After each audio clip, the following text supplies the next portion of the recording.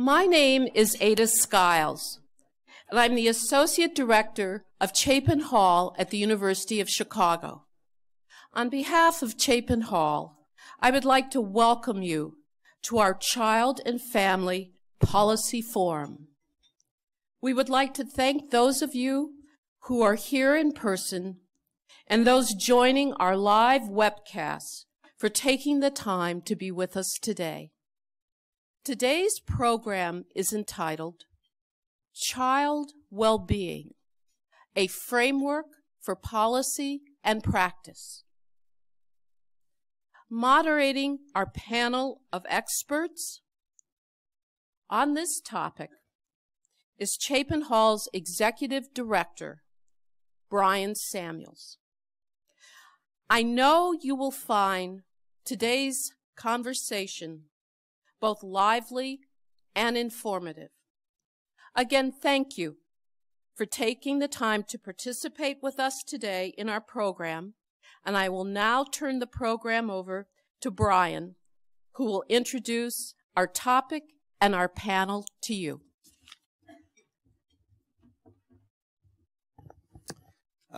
Great, and good morning, everybody. It is great to see so many friends, colleagues, and former colleagues here this morning, as well as all of the folks who have joined us online.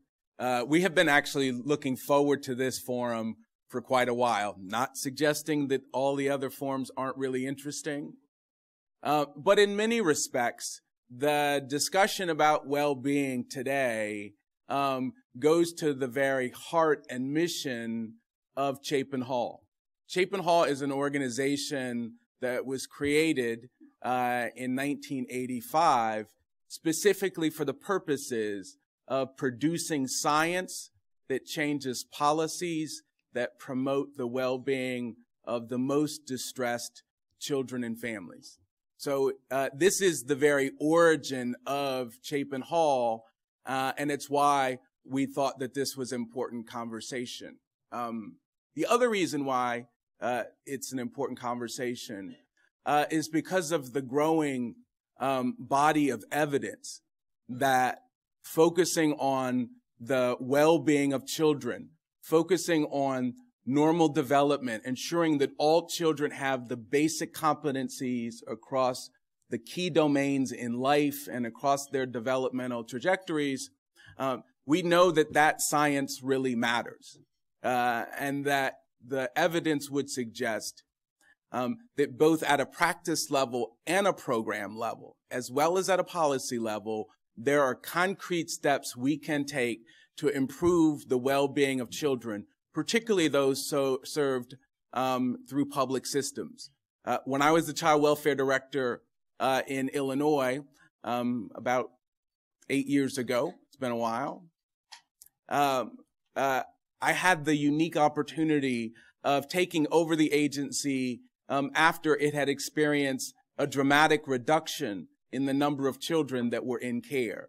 And I had the opportunity to really look at the system and ask the question, not how did we get here, but where do we go from here, right? Because so much of child welfare had focused on reducing the size of the system rather than producing positive outcomes for children who are served by the system.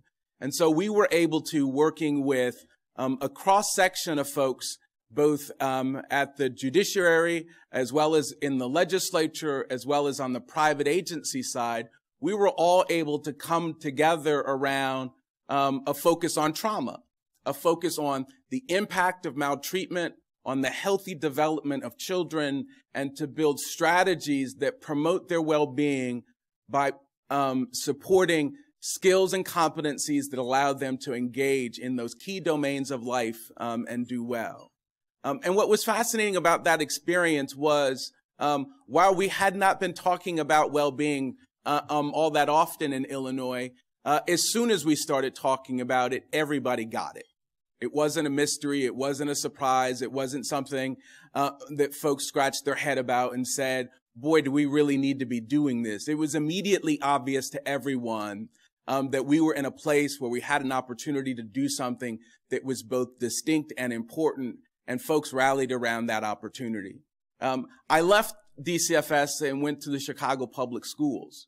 Over the 2.5 years I was there, I was struck by how important a discussion of well-being was in that environment. We typically think about school systems in terms of promoting learning, primarily through focusing on the cognitive aspects of learning. But what we know from the literature increasingly is that the social and emotional aspects of learning are as important to the success of students as is the cognitive work. More importantly, what we know from the brain literature is that those skills and competencies, those characteristics of social and emotional functioning, emerge during the same periods as the cognitive development in the brain, so that those skills, those competencies, those systems in the brain and in the body are nestled together. They're intertwined with one another. Said differently, when you're talking about social and emotional well-being for children or cognitive development in the brain, it all works together, or it doesn't work together. And I was struck by how relevant that was as a topic area in public education, and we didn't have enough of those conversations. There were certainly pioneers out there who were motivated and interested and really wanted to do this important work because they saw the challenges that the young people brought with them to the schools.